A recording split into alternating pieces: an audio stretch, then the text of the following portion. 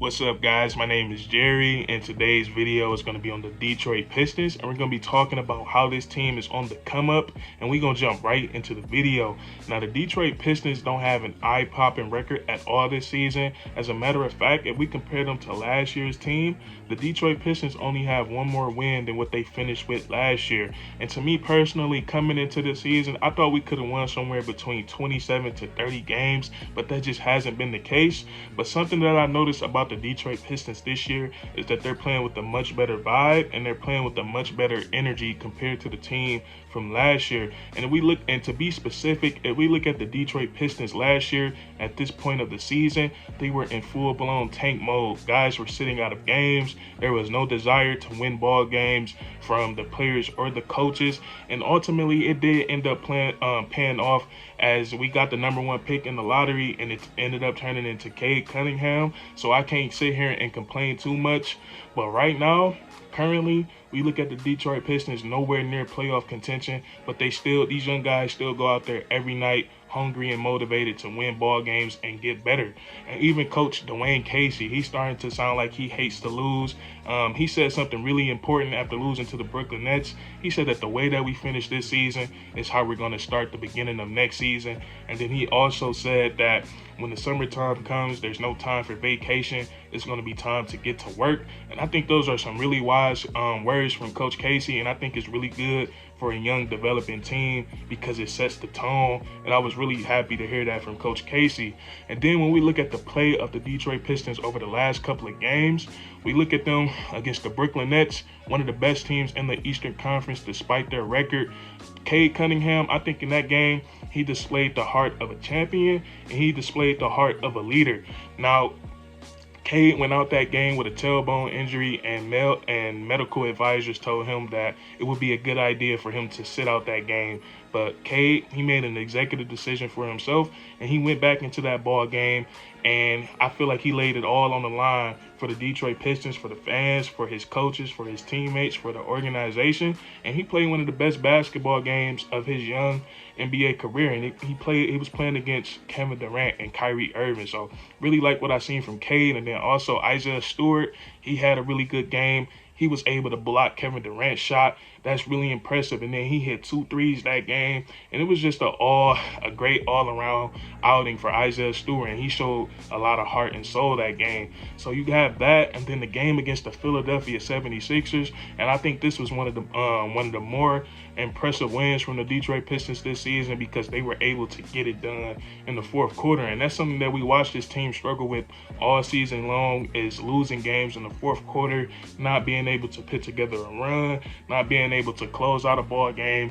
And we seen the Detroit Pistons do that last night against the Philadelphia 76ers. And what makes that even more important is that the 76ers are one of the best teams in the NBA. They're contending for a championship, and the Pistons outworked, and they were able to outplay them.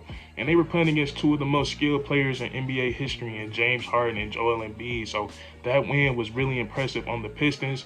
And why I think the Pistons are on the come up, the biggest reason is right now, as the roster is constructed, the Detroit Pistons have an abundance of young developing players, and it all starts with Cade Cunningham. And I think Cade has displayed that he can be a great leader in the NBA this season.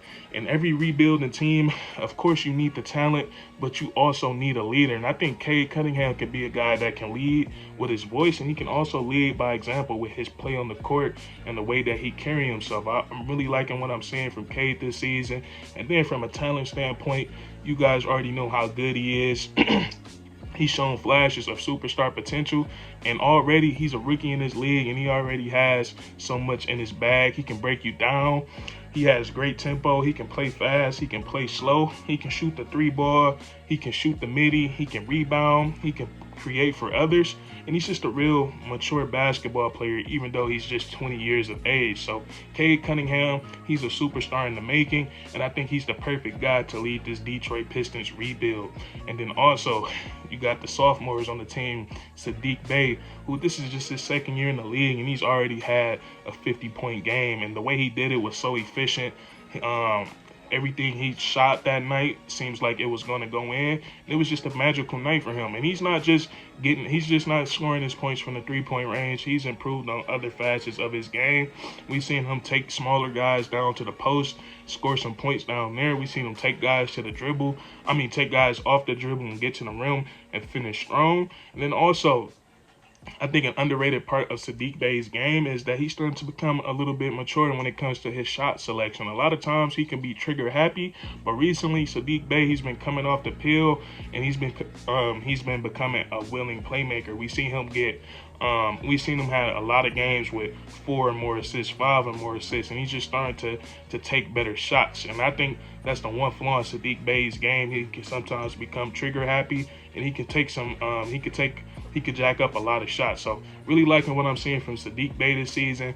Isaiah Stewart, undersized center in his league, so he has to play hard every single night, and that's what we see him do.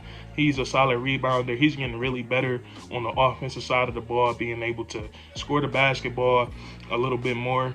And then Killian Hayes, he still has the Detroit Pistons. He still has the fan base split into two when it comes to letting him go or keeping him. And I'm gonna be honest, I'm on the side of keeping him. I think we should be a little bit more patient with Killian because he has the tool set. He has everything you want in a point guard. He's 6'5". He has the size. He can dribble. Great playmaker. He plays defense willingly.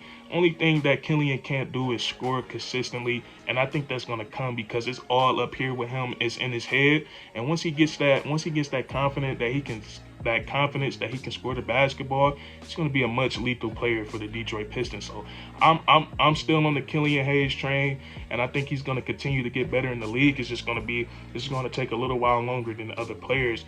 And then also, there's been a lot of surprise players this year. Isaiah Livers, I almost forgot we drafted him. That's how long we had to wait for him to make his debut. But since he's been here, he's been playing some really solid basketball. And what I like about him is his size. He's a pretty big guy that can shoot the tray ball. I don't think I've seen him miss a corner three yet this season. And that's what he was known for in college. The corner tray ball is his shot. But he's been looking very good for the Detroit Pistons.